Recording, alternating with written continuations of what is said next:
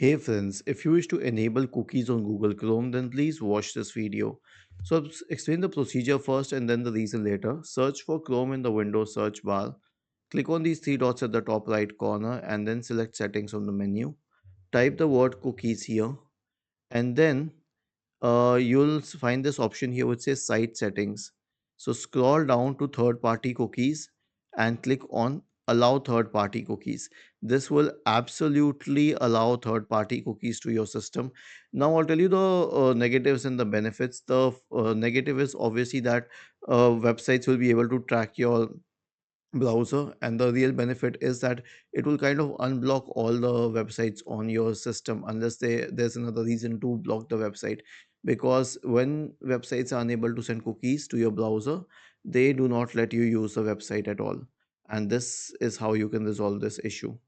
Was this helpful? If yes, then please subscribe to the channel.